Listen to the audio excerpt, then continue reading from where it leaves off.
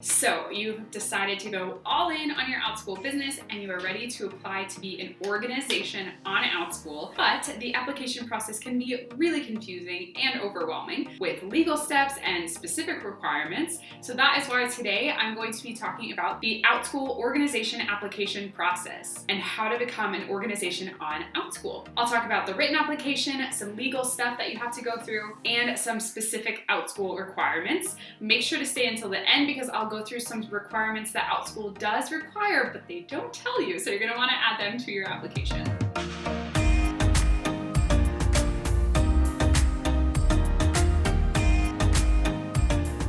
Hi there, my name is Gettys, and I am an Outschool organization owner and teacher coach. Make sure to hit the subscription button below because I'll be sharing tons of Outschool teacher tips.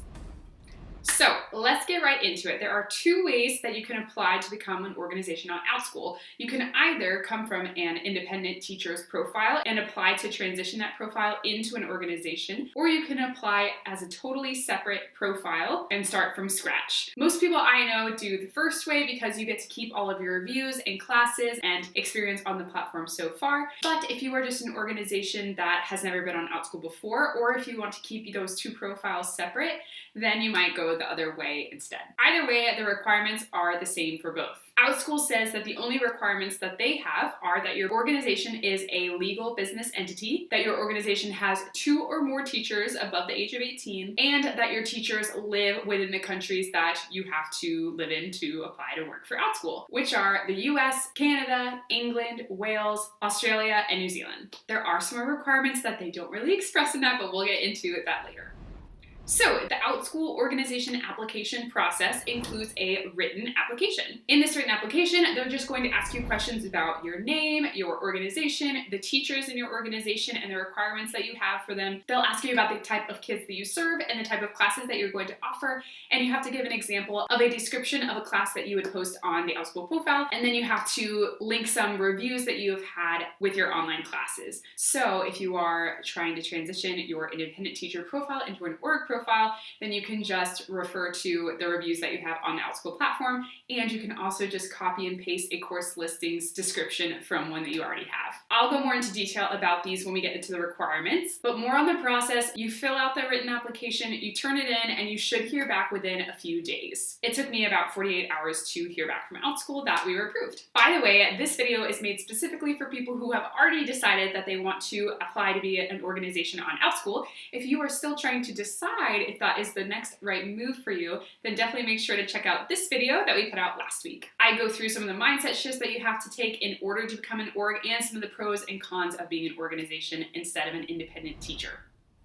Okay, so something really big that you should consider about the Outschool organization application process is the legal side of things. So Outschool requires that your organization is a legal business entity, and you do have to have documents that are going to prove this. I have to say that I highly recommend that in order to decide what type of legal entity is best for you, that you should meet with an accountant or a lawyer. I personally got an LLC, but you want to make sure that you are making the right decision for you and the future of your business. Another legal part that you have to decide on is if you are going to consider your teachers as independent contractors or as employees.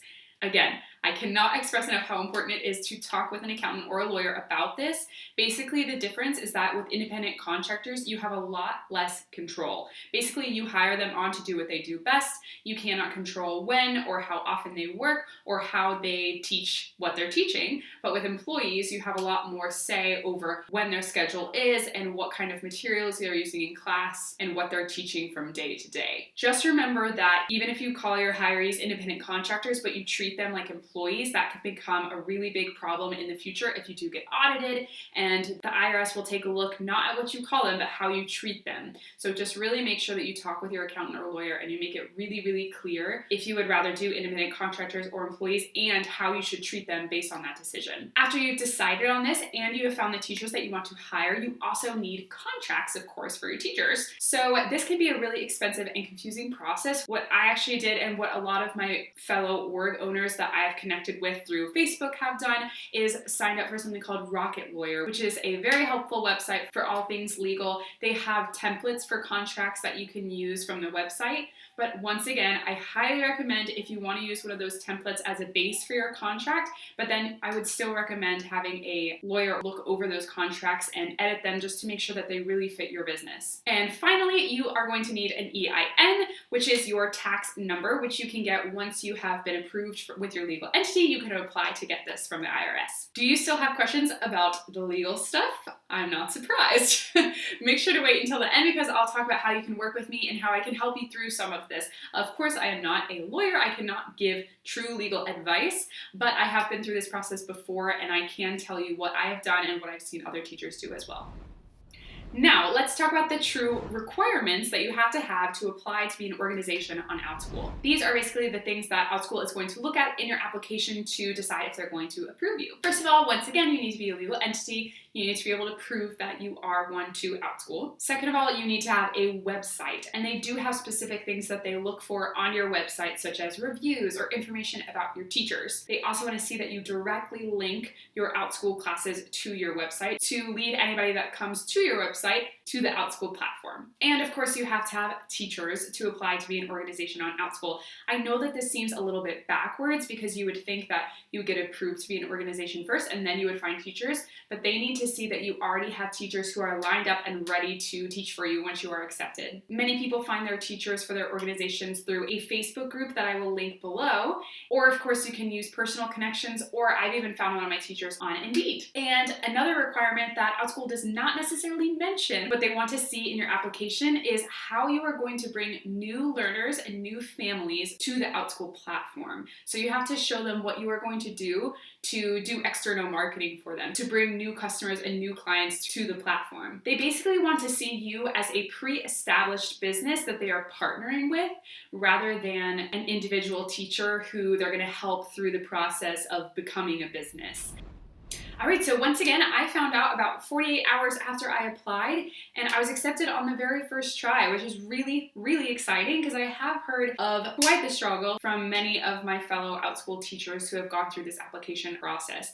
I do have to say, just disclaimer, that even if you do everything right in your application and you follow all of those requirements and you do what they say, at the end of the day, sometimes Outschool still denies teachers even if they have all of those requirements. I have heard from other teachers who have been denied. Outschool simply told them that they're not looking for organizations within their niche at that time. So just know that that can happen. Go into it understanding that that's worst case scenario, that you could set all this up and then you could get denied, but it's worth the effort. It's worth taking the chance and getting accepted. The vast majority of people I know who have applied to become an organization on Outschool have been accepted, and every client that I've helped through the process has been accepted on the very first try. Speaking of which, if you are interested in having someone help you through the process of becoming an organization, help you through the application process, and help you get your feet on the ground with running your organization, then I would love to invite you to join my program, Online Teacher to CEO,